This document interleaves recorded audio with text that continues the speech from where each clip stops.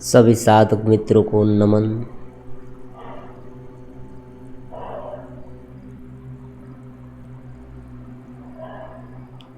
तुम ध्यान क्यों कर रहे हो?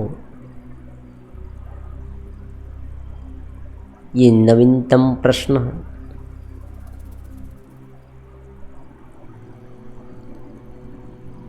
एक बार एक साधक ध्यान में बैठा था।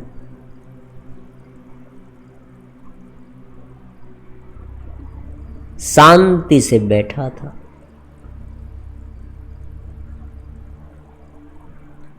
किसी ने आकर उसे पूछा कि तुम ध्यान क्यों कर रहे हो? तुम ध्यान क्यों कर रहे हो? उनका क्या कारण है?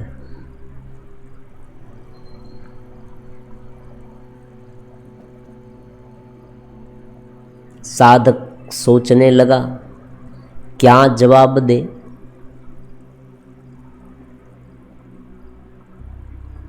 उसने कह दिया कि भाई मैं परमात्मा को पाना चाहता हूं, सत्य की खोज करना चाहता हूं। जो लोग आत्मज्ञान की बातें कर रहे हैं वही मैं पाना चाहता हूं।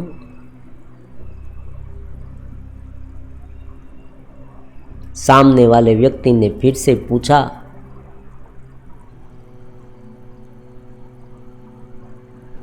ध्यान से ये कैसे प्राप्त होगा?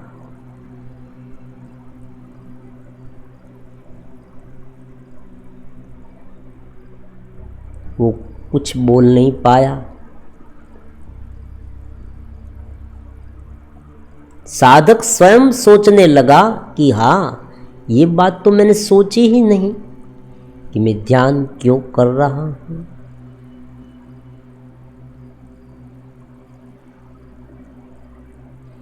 अब देखो, सीधी सी बात है, ध्यान में क्या हम करते हैं उनके माध्यम से हम ये जान सकते हैं।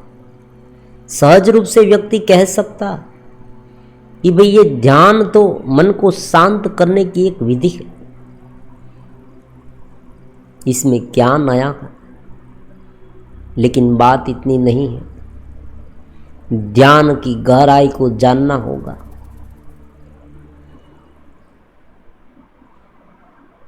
और एक बात यह भी है कि आज ध्यान करने की आवश्यकता क्यों आन पड़ी, और दूसरी बात, ध्यान के भीतर ऐसा क्या होता है।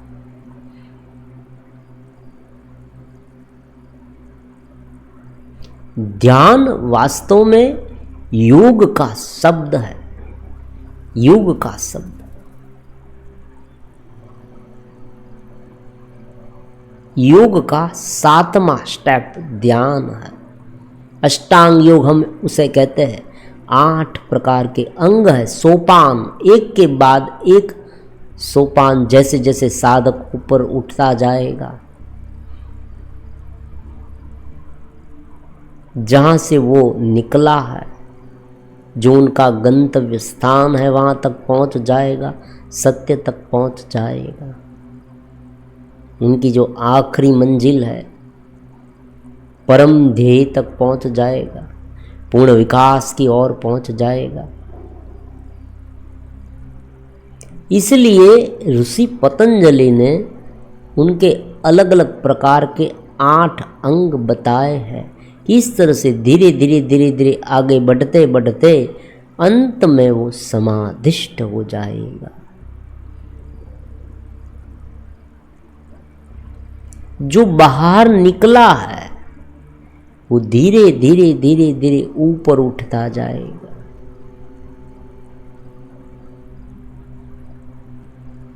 अब समझे, ध्यान के पहले क्या आता है ये भी समझना चाहिए। हम ध्यान करने तो बैठ गए कि भाई आंखें हमने बंद कर ली, एक जगह पर मन को केंद्रित करना शुरू कर दिया, लेकिन उनके पहले क्या क्या है? योग में क्या बताया? योग शास्त्र, पतंजलि योग शास्त्र में जो 8 अंग हैं, उनके अलग अलग सोपान हैं, इनके बाद ये, इनके बाद ये।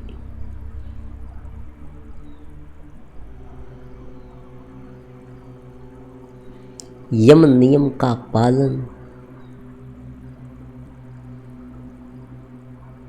यम नियम का पालन करना प्राथमिक है, और इसीलिए ऋषि पतंजलि ने उनको प्राधान्य दिया। अगर कोई व्यक्ति योग मार्ग से आगे बढ़ना चाहता है तो पहले उसे अपने मन को यम नियम का पालन कराना पड़ेगा, अपने शरीर से, अपने मन से, अपने इस बाह्य घेरे से। ये घेरे को यम नियम का पालन कराएंगे तो वो ध्यान करने के काबिल होगा।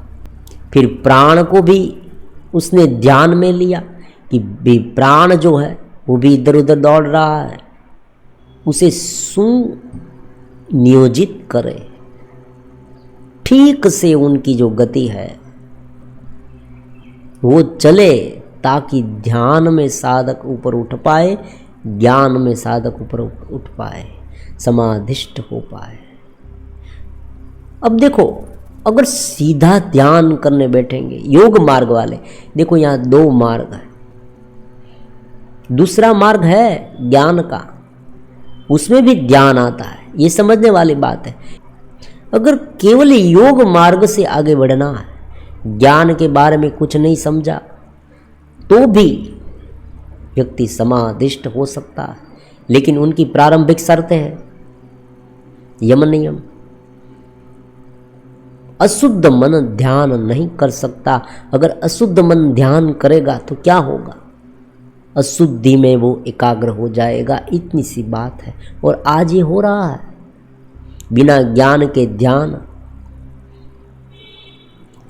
या तो यम नियम का पालन हो जाए, प्राणायाम का ठीक तरह से अभ्यास हो जाए, फिर ध्यान हो, समझे? या ज्ञान का अभ्यास हो जाए, फिर ध्यान हो।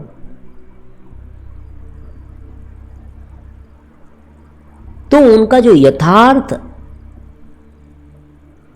ध्येय है वो हम पार कर सकते हैं, वहां तक हम पहुंच सकते हैं, वरना विह्वलता मिलेगी, ज्यादा डिप्रेशन में गिर जाएंगे। कभी कभी ये होता है। उनका कारण क्या है? ध्यान करना है, ध्यान करने बैठे,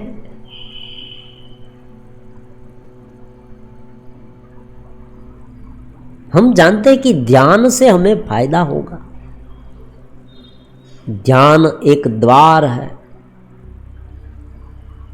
जो हमें, ये बाह्य और जो भीतर है उनके बीच ये द्वार है।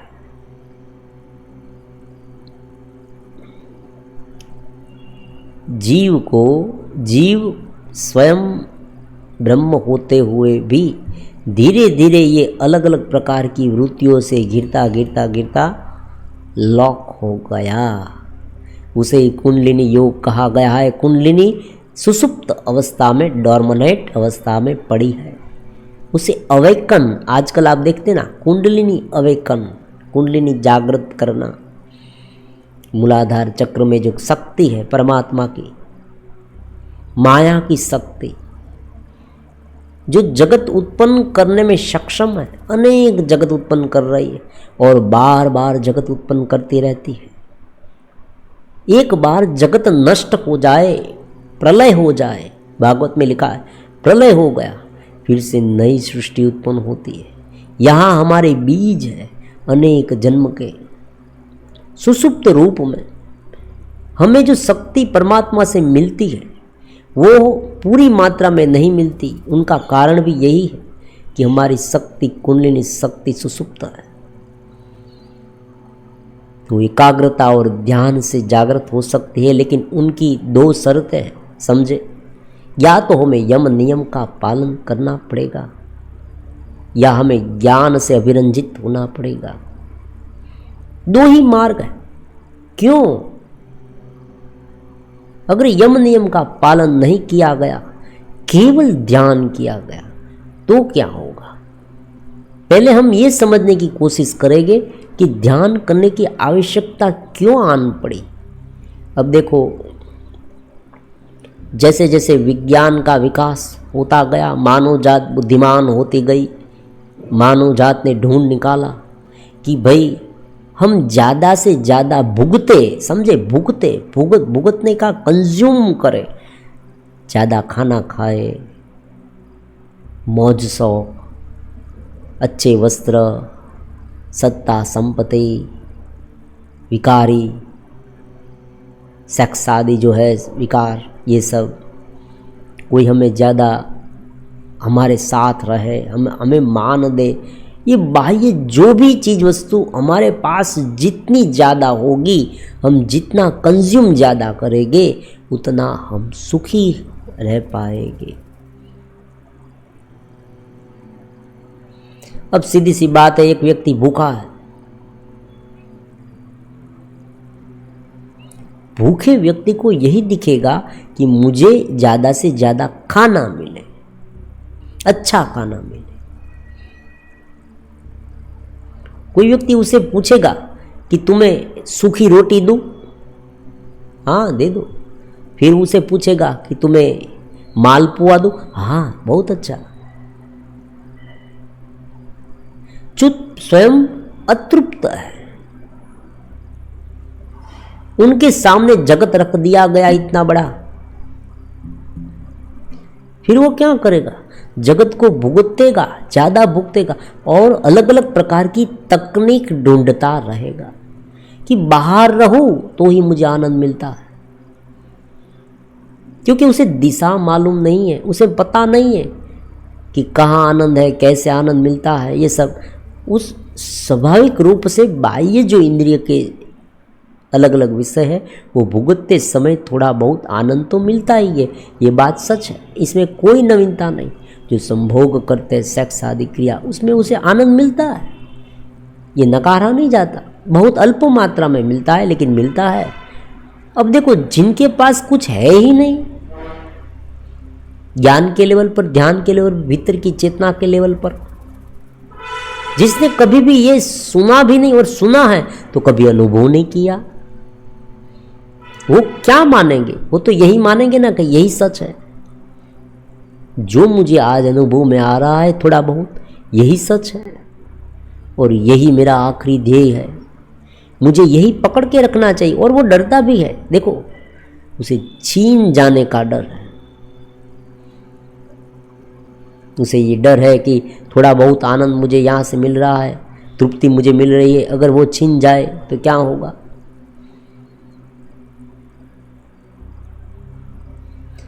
मैं बिल्कुल खाली हो जाऊंगा, मेरे पास कुछ रहेगा ही नहीं।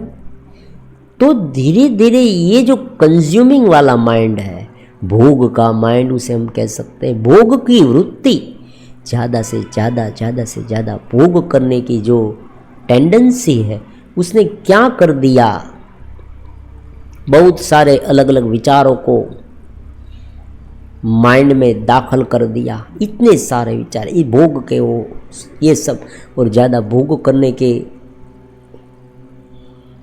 की इच्छा है तो उतना अलग अलग प्रकार, अलग अलग तरीके के काम करने पड़ेंगे, अच्छे बुरे जो कुछ आपका है।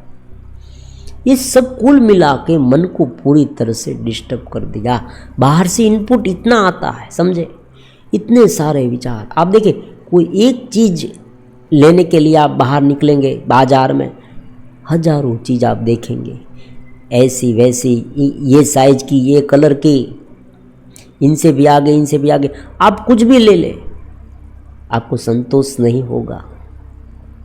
आप तुरंत कहेंगे भी मेरे पास तो ये कार है, लेकिन मेरे जो एक फ्रेंड है उनके पास जो कार है ना, वो बहुत बड़ी है, उनमें फैसिलिटी बहुत है, ऑटोमेटिक चलती है ये कार। ये सब अलग अलग प्रकार की डिजाइन है, ये बिजनेस लॉ भी है, इसलिए ये चलता रहेगा। मोबाइल में भी यही है। तो वर्तमान जीवन में इनपुट इतना बढ़ गया कि व्यक्ति भोग से ज़्यादा इस इनपुट में उलझ गया। ये बाह्य माहिती, इंफॉर्मेशन जो है, बाह्य जो लोलुपता है, बाह्य आकर्षण है, जो देखा देखी है, इसने किया तो हम करेंगे, ये सब, ये दबाव इतना बढ़ गया कि व्यक्ति भीतर से बिल्कुल अस्त व्यस्त हो गया, डिस्टर्ब हो गया। अब क्या हुआ समझे, अवचेतन माइंड में ये पूरे संस्कार दाखिल हो गए, भोग के, इंफॉर्मेशन के, आकर्षण के, देखा देखी के, किसी ने मुझे ये कहा वो कहा। अब देखो स्वाभाविक बात है कि चीज वस्तु को प्राप्त करना ही जीवन का ध्येय है, तो संघर्ष तो होगा। आप बिजनेस कर रहे हैं, दूसरा व्यक्ति भी बिजनेस कर रहा है, आपको भी ज़्यादा पैसे चाहिए, उसे भी ज़्यादा पैसे चाहिए। स्वाभाविक रूप से ये जो साधन संपत्ति है वो मर्यादित रूप में मिलती है, हर एक व्यक्ति को तो नहीं मिलती, तो आपस में कंपटीशन होगी, घर में भी ये होगा, बाहर भी ये होगा, सभी जगह पर ये होगा। ये अफड़ा तफड़ी के माहौल में डिस्टर्बेंस हो जाएगा। तो एक और से जो हमारा भीतरीय अंतराल चित्त है वो पूरी तरह से डिस्टर्ब हो गया। अब क्या होता है समझे आप, उनका बहुत केंद्रित फॉर्मूला है, ये समझने वाला है ध्यान का। जो चेतन माइंड की एक पूरी की पूरी जो स्टोरेज है, संग्रह है, बहुत बड़ा संग्रह, उसमें जो तत्काल स्टोर हुआ है वो पहले हमें इफेक्ट होगा। मान लीजिए कोई ऐसी घटना घट गई किसी व्यक्ति के जीवन में जो उनको इतना परेशान कर गई, तो वो घटना तो चली गई, फिर भी वो व्यक्ति बार बार उस पीड़ा में रहेगा, उस दुख में रहेगा, उस चिंता में रहेगा कि फिर से ये आ जाएगी तो। मैं कितना दुखी था उस समय, क्योंकि उसने इतनी भारी मात्रा में ये सहा है, उनकी तीव्रता इतनी ज़्यादा थी कि वो उनके भीतर स्टोर हो गया है। तो यहाँ भी यही है, बाह्य जो है वहाँ विषयों की भरमार है, और नहीं मिला तो डिप्रेशन है, किसी ने अपमान कर दिया। अब देखो देखा देखी होती है ना, वहाँ एक दूसरे को ह्यूमिलिएट किया जाता है, नीचा दिखाया जाता है। तुम्हारे पास तो क्या है, तुम क्या, तुम्हारे वस्त्र भी, तुम्हारी खरीदी क्या, पैसे क्या, तुम्हारी हैसियत क्या है, मुझे देखो। और व्यक्ति एक दूसरे से ज़्यादा, अहमूर्ति तो सब में है, तो व्यक्ति अपने आप को ज़्यादा दिखाना, ज़्यादा बेहतर दिखाने के लिए आपस में लड़ते रहते हैं, और उनका प्रभाव उनके अंतराल चित्त में पड़ता है। अब इस तरह से अंतराल चित्त पूरी तरह से व्यथित है। अब समझे, अब जब वो अपने कार्य को अंजाम देगा, ये समझने वाली बात है, ध्यान क्या करता है और क्यों ध्यान की आवश्यकता आन पड़ी, ये समझने वाली बात है। जब वो कोई कार्य को अंजाम देता है, तब जो मन बाह्य तरीके से प्रकट होना चाहिए वैसा नहीं होता, ये समझने वाली बात। मान लीजिए आप कोई काम करने के लिए कोई कुछ सोचते हैं, आपका मन वहाँ चाहता ही नहीं, दबाव भीतर से कुछ दूसरा है, आप वो सोचते रहते हैं, पूरे दिन यही होता है। आप शांति से बैठे हैं, आपको कोई काम करना है, आप खाना खाते हैं, आप पानी पीते हैं, किसी से बात करते हैं, ऑफिस में हैं, घर में हैं, कहीं घूमने गए हैं, अपना जीवन आप जी रहे हैं, कुछ भी आप कर रहे हैं, लेकिन ये जो दबाव है ना भीतर का, व्यथित माइंड का, व्यथित मन का, ये संस्कार सारे हैं, वो बार बार इतने दबाव करते हैं, व्यक्ति उसमें उलझता रहता है। इसलिए वो जो काम कर रहा है जहां वो है, समझे, काम करना मतलब जहां वो है, ये काम कोई भी हो सकता है। आप सुबह उठे ब्रश करें, वो भी एक काम है, सहज काम। फिर आप नहाने गए, ये भी काम है। खाना खाया, ये भी काम है। बाहर आप प्रवृत्त होते हैं, कहीं पर जाते हैं, आप रास्ते में चल रहे हैं, ये भी एक काम है, ये भी या प्रवृत्त हो रहे हैं, आपके पैर चल रहे हैं, लेकिन आपका मन यहाँ नहीं, आपका मन उसी व्यथित है, कंज्यूमिंग माइंड हो गया है पूरी तरह से। कैसे भुगतूं, कैसे आगे बढ़ जाऊं, उसे कैसे महात करूं? अब ये हो जाएगा तो कुल मिला के कभी मन इतना शांत नहीं हो पाता। तो उनसे छूट कर, समझे आप, ध्यान की पूरी फॉर्मूला समझे, उनसे छूट कर जो वास्तविक चैतन्य है उनके साथ मिलना, दरवाजा खोलना। हम समझे, देखो एक अंधेरा रूम है, कमरा, अंधेरा कमरा, वहां सब कुछ सुख सुविधा है।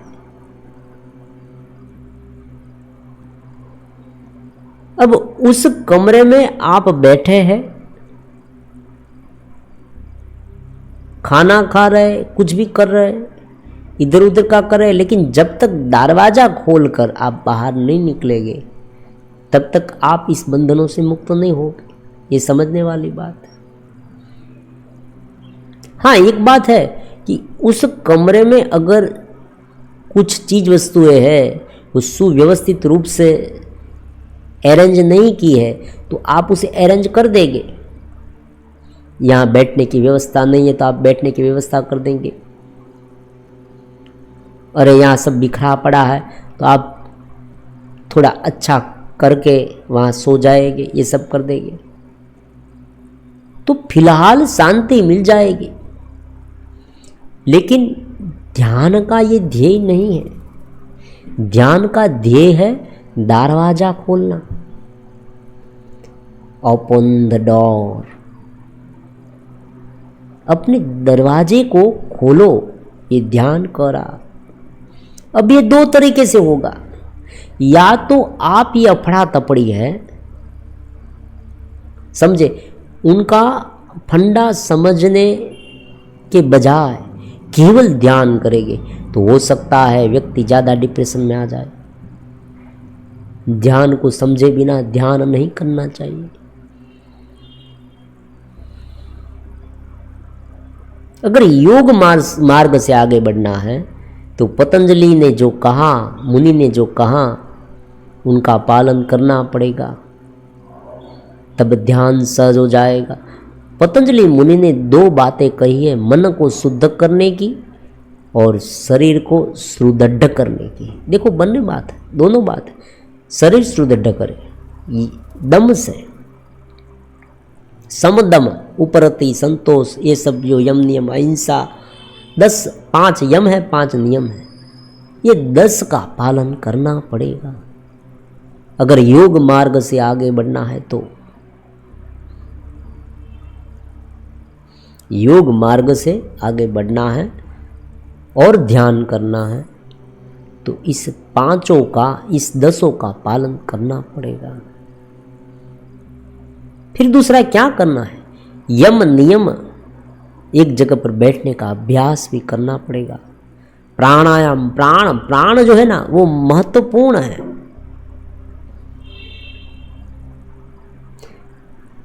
अगर मन सरलता से वश में ना हो तो प्राण को भी साथ में ले ले। पतंजलि ने कहा प्राणायाम करें, जो सांस आप ले रहे, भीतर बाहर निकाल रहे, उन पर ध्यान दे।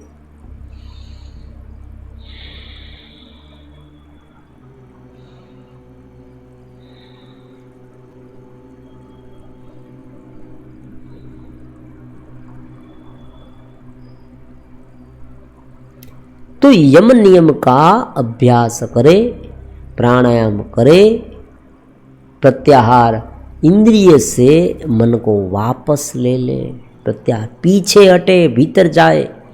दरवाजा खोलना है, भीतर है, दरवाजा भीतर है। कंज्यूमिंग मोड को ऑफ कर दे। कंज्यूमिंग मोड ऑन हो गया है, हमें पता ही नहीं चला। कोई व्यक्ति है ना, बुद्धिमान है, बिजनेस लॉबी, उसने हमारे अंतराल चित्त में जाकर एक बटन था वो दबा दिया है। वो बटन कौन सा था? कंज्यूमिंग, भोग वृत्ति, ज़्यादा भुगतू ज़्यादा भुगतू।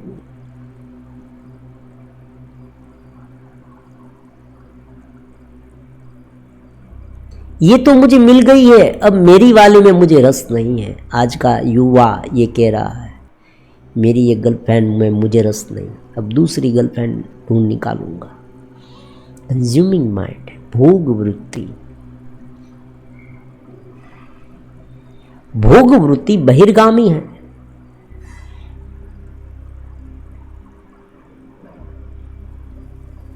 और योग वृत्ति अंतर्गामी है, भीतर जाती है। दरवाजा भीतर है ध्यान का, तो योग मार्ग से जाना है तो जाइए। बहुत सरल तरीका है उनका, और कोई टेंशन भी उनका एक पूरा सिद्धांत भी है। आसन में बैठे ध्यान करें, लेकिन ध्यान से पहले यम नियम का पालन करना बहुत जरूरी है। अगर ये नहीं किया तो क्या होगा? सीधा ध्यान करने बैठ गए तो कुछ भी पढ़ा नहीं, कुछ भी सोचा नहीं, ज्ञान के बारे में कुछ जाना भी नहीं। वो व्यक्ति पहले बैठा, जैसे ध्यान में बैठा था, उसको पूछा गया तुम ध्यान क्यों कर रहे हो, उसे कुछ पता नहीं। वो ध्यान करने बैठा, आंखें बंद कर रहा है, एकाग्र हो रहा है, शांत होने की कोशिश कर रहा है, लेकिन अंतराल चित्त में ये सब क्या भरा हुआ है? कचरा। कचरे को साफ नहीं किया है। मन एकाग्र हो गया, कचरा जहां था वहां रहा। परिणाम क्या आया? परिणाम वही आया कि वो क्रोध में एकरूप हो गया, ध्यान क्रोध में हो गया, ध्यान ईर्ष्या में हो गया, ध्यान चिंता में हो गया। अब देखो समझो, अगर ध्यान को हम एकाग्रता कहेंगे, केवल हम यही कहेंगे कि भाई ध्यान करना मतलब कोई एक विषय पर केंद्रित हो जाना, कोई एक विषय पर, अच्छा बुरा, भीतर का बाहर का, ये सब नहीं। जो भी विषय में, जो भी विषय आप ले उनमें एकाग्र हो जाए।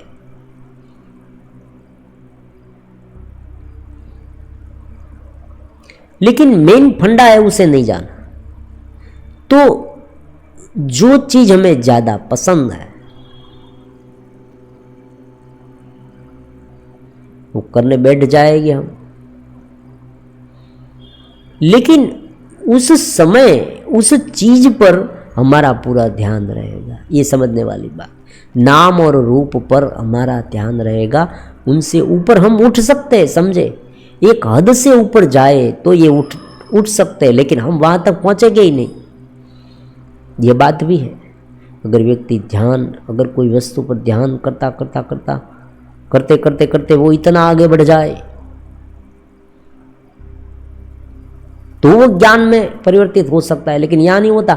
यहां तुरंत वस्तु बदल जाती है, क्योंकि बाहर भीतर क्या है? अशांति है। वो बार बार चीज, जो उनका ध्येय है वो बदलता रहता है। तो यम नियम का पालन नहीं किया और ध्यान करने लगे तो अलग अलग विषयों में एकाग्र हो जाएगी।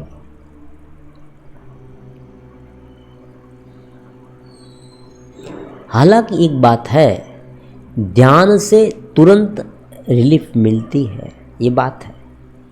कोई व्यक्ति अगर इतना बेचैन रहता है, मन ही मन विवल रहता है, डिस्टर्ब रहता है, तो एकदम शांत होकर ये अगर ध्यान करे, प्राणायाम करे, तो तुरंत उसे शांति मिल जाएगी।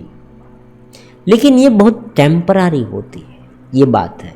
समझने वाली बात ये कि ये बहुत जो रिलीफ मिलती है ना उसे, वो कुछ समय के लिए, कुछ अवधि के लिए होती है। उनके जीवन में ये जो बदलाव लाना है वो नहीं हो पाता। ज्ञान चाहिए उसके लिए, समझना। हाँ एक बात है, वो अगर समझे कि भोग वृत्ति है, उनमें से मैं थोड़ा थोड़ा ऊपर उठता जाऊं, अगर ये समझते समझते वो ध्यान करता जाए तो बात बन सकती है। इन शॉर्ट कह दे कि अगर ध्यान करना है तो यम नियम का पालन करे, और अगर ये नहीं करना है तो ज्ञान मार्ग से, ज्ञान मार्ग में क्या है, अब ये भी आपको प्रश्न उठेगा मन में। ज्ञान मार्ग कहता है कि जो चीज वहां है उनके साथ तुम जुड़ना बंद कर दो, बस यही बात है। ये ज्ञान मार्ग का रामबाण इलाज है, ब्रह्मास्त्र है। तुम जहां पर फंसे हो वो तुम्हारा नहीं है, ये मन का है, अंतराल चित्त का है। ये बात समझकर तुम उनके साक्षी बन जाओ, उनके साथ जुड़ना बंद करो, या कोई दिव्य चिंतन में डूब जाओ, ये भी है।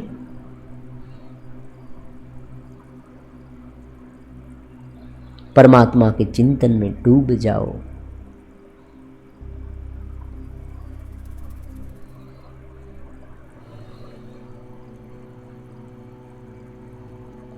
तो जैसे जैसे तुम उनको सहज रूप से देखने लगोगे, तुम अपने आप को दिव्य मानोगे। तुम ऐसे पापी नहीं हो, तुम ऐसे भोगी नहीं हो, तुम योगी हो, तुम ज्ञानी हो, तुम सरल और सहज हो, तुम निर्भर हो, तुम दिव्य हो, तुम चेतनवंत हो, तुम अपने आप को जानने वाले हो, तुम व्यापक हो, तुम अनंत हो, तुम परमात्मा के भक्त हो, तुम निमित्त मात्र हो। तो ये बाह्य क्या है? ये जो मुझे परेशान करता रहता है वो क्या है? वो प्रकृति का है। प्रकृति के साथ इतनी मात्रा में जहां पर तुम जुड़े हो उतना तुम्हें डिस्टर्ब कर रहा है।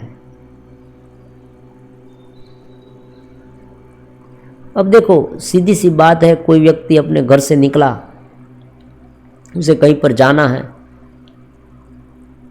तो रास्ते में बहुत कुछ आएगा। कहीं पर ऐसा आएगा कि जहां कुछ दुर्गंध आ रही है तो इस तरह से नाक पर हाथ रख के आगे बढ़ जाएगा। कहीं पर गड्ढे आएंगे, कहीं पर ट्रैफिक जाम है। तो बहुत सीधी सी बात है कि ये सब बीच बीच में आ रहा है, वो प्रकृति का है। ये तो इतना बड़ा जगत है। तो जहाँ अब हम यात्रा पर निकले हैं, हमारा आत्मा, हमारा जो जीव है, हमारा अपना अस्तित्व है, ये इस शरीर के साथ जुड़ा। तो इस शरीर जहाँ रहता है, उनके आसपास का माहौल है, वो तो थोड़ा बहुत हमें इफेक्ट होगा। और ये हम देखते हैं कि भाई हाँ, मन मेरा थोड़ा बहुत व्याकुल हो रहा है, ये सब है, कुछ बात नहीं। मैं तो चित्तस हूँ और चित्तस में मुझे रहना है। मैं गुरु प्रदेश से जुड़ा हूँ।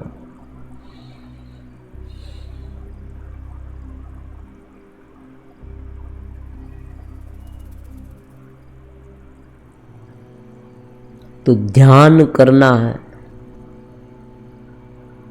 लेकिन ध्यान के स्वरूप को जान कर या यम नियम का पालन करके। अगर कोई व्यक्ति शुद्ध जीवन जीने लगे, बहुत ही शुद्ध, ईर्ष्या ना करे, क्रोध ना करे, द्वेष ना करे, अलोलुप्त्वम, भगवान ने कहा अलोलुप्त्वम, इंद्रिय के विषय पर काबू पाए। भगवान ने भी कहा भगवद गीता में कि काम जो है, काम, क्रोध और लोभ, ये 3 नरक के द्वार है। ये शाश्वत सत्य है भगवद गीता, ऐसे ही कोई किताब नहीं है, नॉवेल्स नहीं कि हमने पढ़ ली और एक और रख दी। ये एक शाश्वत सत्य है और ये कभी भी उनका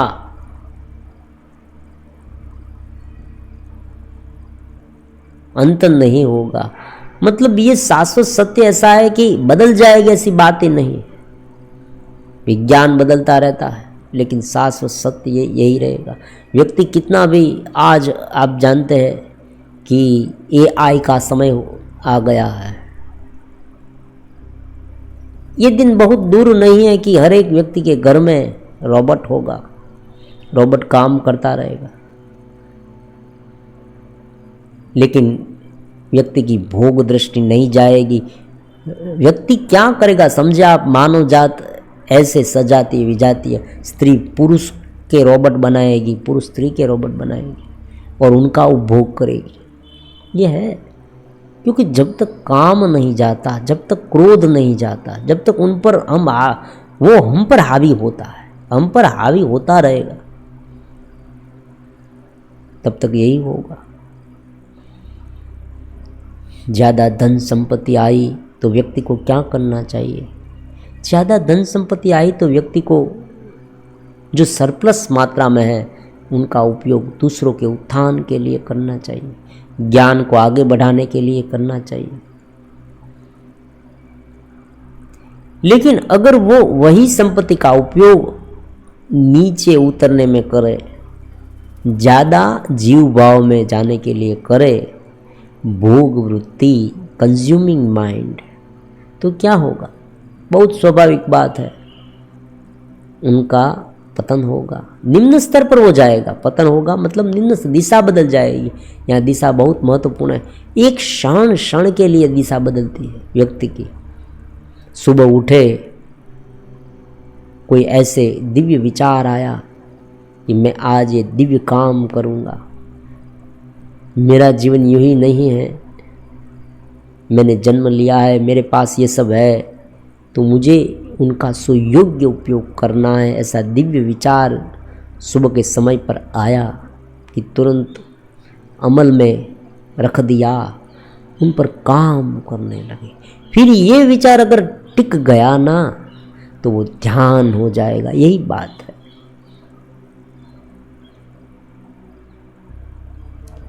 यम नियम का पालन कभी कभी अपने आप भी हो जाता है, ऐसी बात नहीं, लेकिन होता जरूर है। या ज्ञान से उसे देखकर उससे छूटना है, ये भी है। लेकिन ध्यान के अंतिम बिंदु, अंतिम ध्येय को जानना बहुत जरूरी है कि ध्यान हम क्यों कर रहे हैं। ध्यान एक दरवाजा है, उसे ओपन करना है। दो पार्ट में हम बट गए हैं, समझे। एक हमारा अंतराल भीतरीय आत्मा है, चेतस है, जो परमात्मा से जुड़ा है, अनंत है। लेकिन उनकी चेतना हमें केवल प्राकृतिक रूप में ही मिलती है जितनी और जीवों को मिलती है। पशु पक्षी जीव जंतु जो अपनी जो रोजिंदी जो क्रिया है वो कर देते हैं। हम आँख से देखते हैं, कानों से सुनते हैं, ये सब जो हमारे शरीर है, कंज्यूमिंग माइंड, हम भोग कर सकते हैं, बच्चे पैदा कर सकते हैं, ये सब कर सकते हैं, इतना कर सकते हैं। हमें अनुभव भी इतने ही होते हैं।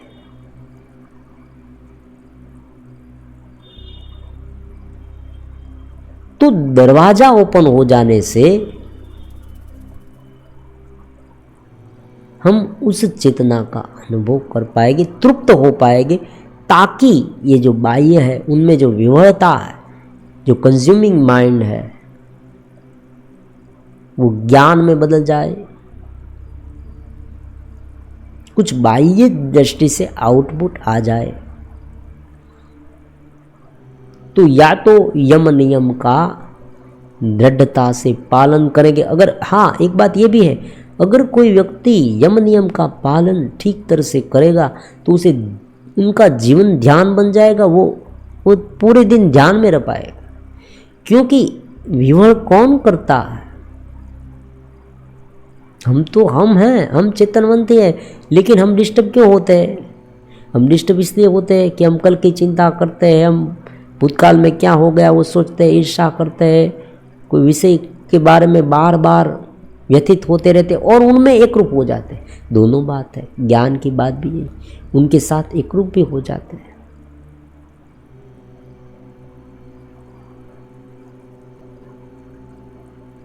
तो धीरे धीरे एकाग्रता बनते बनते अगर चेतना में ना परिवर्तित हो और कंज्यूमिंग माइंड में चली जाए, जो अंतराल चित्त में जो ये कचरा भरा हुआ है उनके साथ जुड़ जाए, तो ये ध्यान है वो ज़्यादा नुकसान करने वाला हो जाए।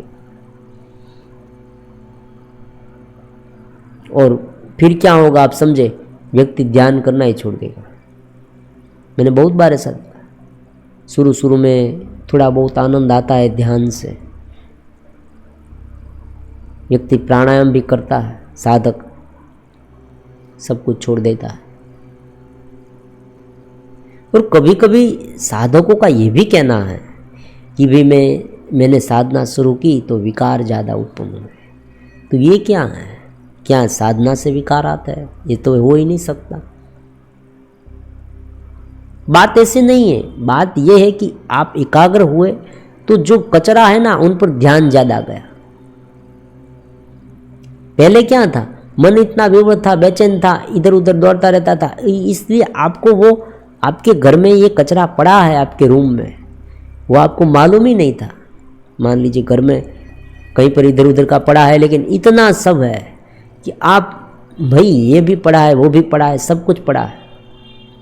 लेकिन जैसे आप थोड़ा बहुत अरेंज करने जाएंगे ना, क्या होगा, जो छोटी सी चीज़ है वो भी आपको नज़र आ जाएगी। अगर बहुत ही सुव्यवस्थित रूप में आपने कमरे को सजाया है, तो इतनी सी जो कागज़ का टुकड़ा है ना वो भी आपको पूछेगा, आहा यहाँ पड़ा है, चलो ये मुझे बहुत परेशान कर रहा है, चलो उसे अच्छा नहीं लगता, उसे डस्टबिन में डाल देते हैं। तो ये बात है, शुद्ध होने जाएंगे तो अशुद्धता इतनी बार आएगी, स्वाभाविक बात है। ज्ञान से उसे उनका समन करना है, उसे सहज रूप से उसे शांत करना है, उनके साथ जुड़ना नहीं है, और ध्यान का अभ्यास शुरू रखना है, तो वो अपने आप शांत हो जाएगी। उन्हें भाव देगी, देखो ये भी है, एक एक वस्तु पर भाव देगे ना तो अनेक जन्म के संस्कार बैठे ही है बाहर निकलने के लिए।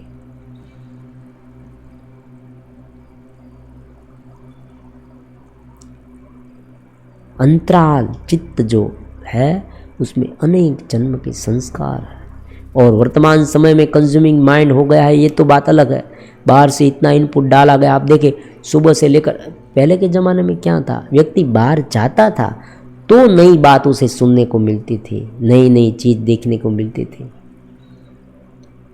विषय वासना उनके सामने आती थी, बाहर जाता था। तो आज तो ऐसा नहीं, आज तो कोई व्यक्ति को अगर आप कमरे में बंद कर देना तो भी उसे सब कुछ पता चल जाएगा। ये हाथ में मोबाइल होना चाहिए, मोबाइल में सब कुछ देखता है, इतना बाहर से आ रहा है।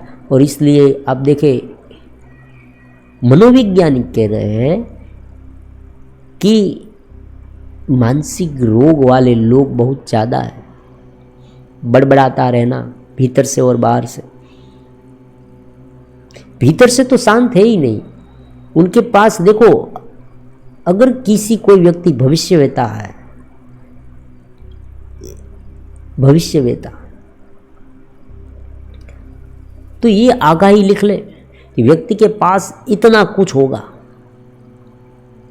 सुख साधन, संपत्ति, मौज शौक के साधन, ये सब होगा, लेकिन व्यक्ति भीतर से शांत नहीं होगा। बड़े बड़े बिस्तर तो है लेकिन नींद नहीं है।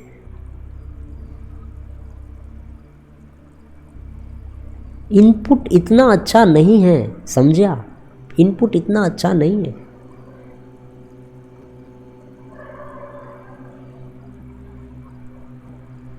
जरूरत से ज्यादा इनपुट डालेंगे, बाहर तो कुछ निकलता नहीं, समझे, कुछ करते नहीं। आज देखो मोटिवेशनल के नाम पर क्या होता है, मोटिवेशनल के नाम पर हम केवल वीडियो ही देखते रहते हैं, वीडियो ही देखते रहते हैं।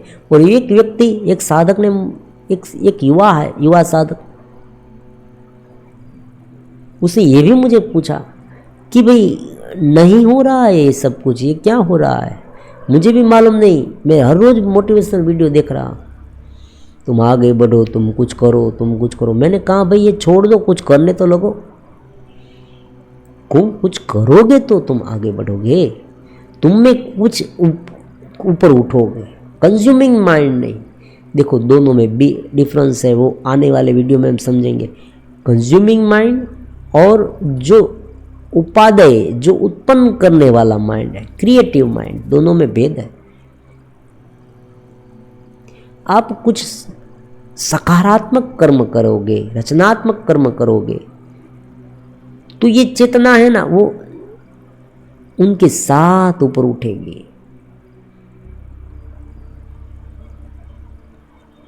और अगर कंज्यूमिंग माइंड है तो नीचे जाएगी।